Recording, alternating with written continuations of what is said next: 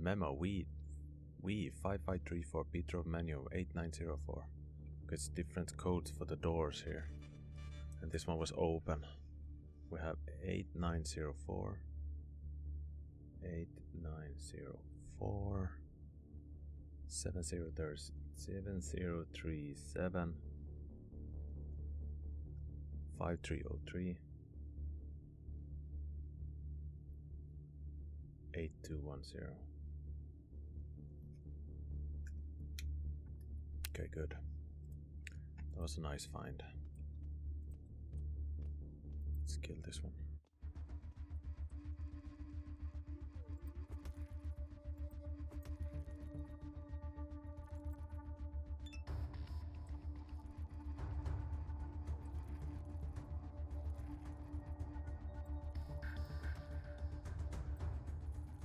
God damn it. I'll kill it. One more. Kill it. Yes. Oh, we kill it. Let's see, which one is this one? Could this be the first one? 8904. 8904. Good. 20 exp. This was some record player.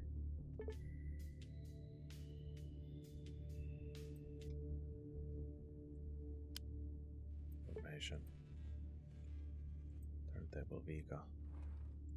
Compact cassette. Nothing else here. No. So do we try this one? Could this be the last one? No, that's the TV room. Oh, this was open actually.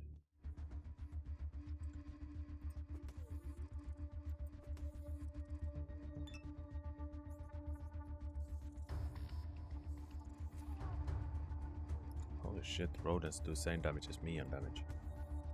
Weird. That was nice of the rat going closer to the other guy.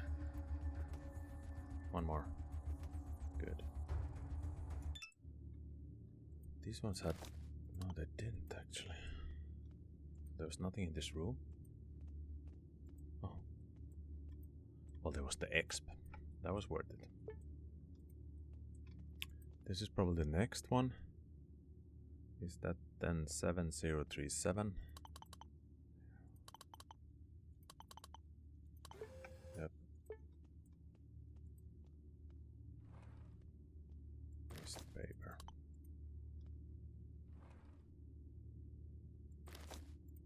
Wine. Wine is fine, but liquor is quicker. Let's kill the rat.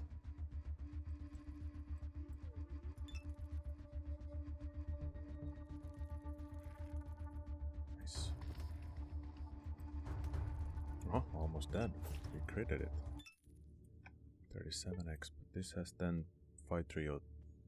5303.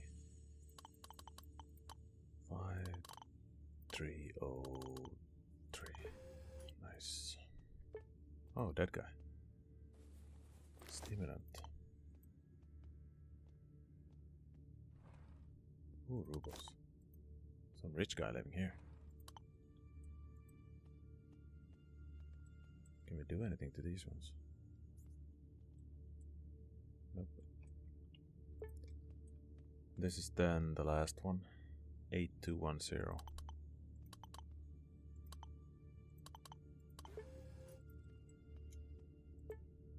Oh, there's a gun there. Rusty Makarov pistol, that's the one we have. Okay. Oh, another good dead guy. Oh, he doesn't have anything. Magnifying glass.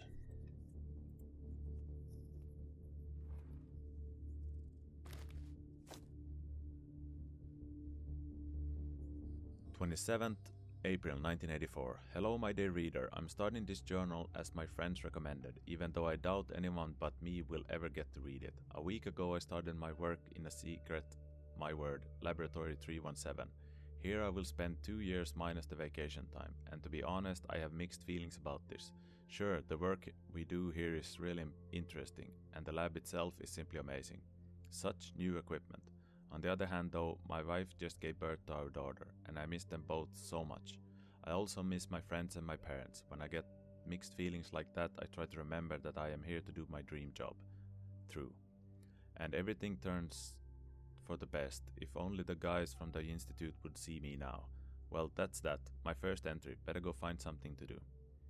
14th June 1984. 14th May 1984. Aha. Hello, my dear reader. The work on the project is running well and I don't really have a lot of time to write anything. Well, I do get some free time, but I don't like spending it on intellectual labor. But that's just me. I was always told that I'm prone to concentrating on one problem at a time. Either way, I'm still alive, and work usually keeps me from thinking about my family, which I miss so much. Life is good. 19th June 1984. Hello, my dear reader. Recently, I got an opportunity to get to know other lab employees better. You must think it's just about time. He's been here for a full 2 months. But I'm just that sort of person. Don't know how to call this feature. Probably shyness. Oh. Anyway, several days ago we went out. We do go out, of course. It's good to breathe some fresh air once in a while, but this was the first time we did it all together. Someone offered to have a barbecue, and the next thing I knew, we were outside. We had a drink or two, which helped me overcome my natural timidity, and I decided to get to know everyone. Before that, my only informal company had been Teretiev, my roommate. But there I became friends with a couple of other interesting people, in particular Newman, a specialist in chemical, petrochemical and oil refining industries. He's a great music fan and the second youngest crew member after me. He promised to lend me his LP collection. He has plenty of foreign music. I know it's not allowed, but we are an exception. Lazarenko is also a remarkable person, very smart and a great chess lover. We both decided to organize a friendly chess competition, and the rest were totally in favor of the idea, like Kasparov vs Belyavsky. By the way, Terentiev also showed an unexpected side. Apparently he is a cinephile. He tries to get an amateur cinema founded for us. I totally support him. It will be interesting. With this, well, this is all that's new. Thank you everyone. See you later. 25th of October 1984. Hello my dear reader. Haven't wrote you in a long time, but this job it keeps me from doing anything else. Got a letter from my family today and I'm so happy. It's not the first letter I ever got, but it was special anyway. In it, my wife told me our little girl just started teething. I'm so happy, and a bit sad too. Happy when I think about them. And sad when I realize I can't be with them yet. My girl almost never saw her father. Talked about it to Tarentev. He's not married, but he understood my worries. Good talk, good man. Although I don't really share his taste in movies, 2 months ago we got a Betamix video player from the West. Tarentev ordered a lot of movies and showed one to all of us. The movie was Fitzcarraldo by Vernon Herzog. We watched it and had a discussion about it later. I stayed silent, but still the discussions seemed to me more entertaining than the movie itself, although maybe I just don't understand some art. I also don't quite understand Neiman's taste in music. Well, I enjoyed the parts of his collection, but Newman himself laughed at what I liked. Don't get me wrong, dear reader, they're both great people. It's just that we don't have many common interests. This is probably enough for today. Till next time. 31st of December 1984. The last day of 1984. Ah, what a year it has been. A new job, new people, everything has changed so much. Our boss Nina Semenievna is an extraordinary person, strict and not exactly kind. She is yet an outstanding scientist. She has everything organized. I've talked to the family today, under supervision, but at least they allowed me to talk at all. This is very good, if you take into account our unflexible schedule. I heard their dear voices and couldn't help but cry. This made me feel very awkward, but the KGB official who supervised the conversation had the tact to turn away. Now I feel dismal, which might partly account for my taking the pen again, but I hope the party tonight will disperse my gloom. Happy New Year. Happy New Year. 1st January 1984. Hangover. I had forgotten what it was like. 18th of January 1985. Hello my dear reader. A curious thing has happened today. It was announced that something called Object 50 would be delivered today at 4 p.m. So all the lab staff, except the managers, was to lock up in their rooms. These objects were delivered straight to the round hall, which, like the most of us, I am forbidden to enter. Nina Semyovna personally supervised the delivery. This made me wonder what it actually was that we were working on. I know there are many chemists and biologists among us, me being one of the latter, yet we only received the information about the part of the job necessary to complete our immediate task. I hope we develop cutting-edge medicines, but the secrecy level that shrouds the project suggests a different explanation. 29th of March 1985, so that's 3 months later. Hello dear reader, today I thought a lot about my family. The thoughts overwhelmed me so much I became sick and stayed in my room all day.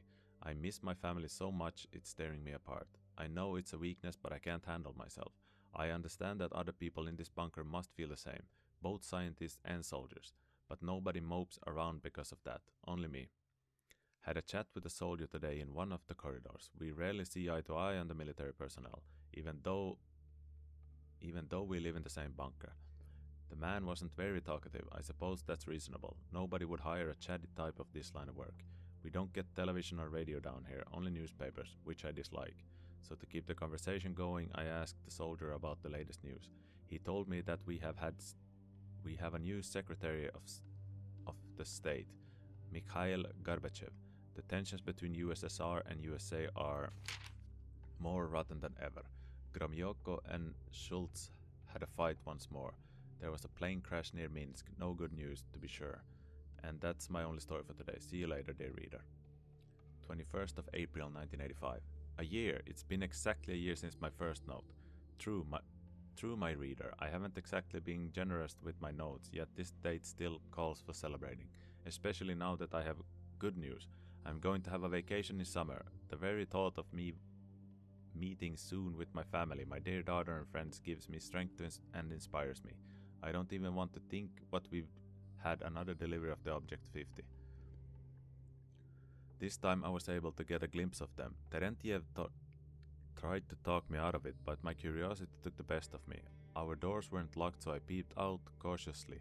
Soldiers were quickly steering 3 hospital-like stretchers along the corridors. Corridor.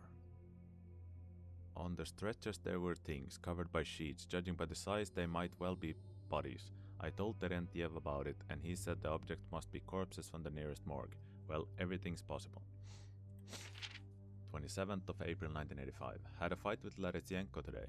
Funny, can't even remember the reason behind it. Some tiny thing. It's just so happened that we both were really nervous at the time. No joke, others had to actually pull us from each other.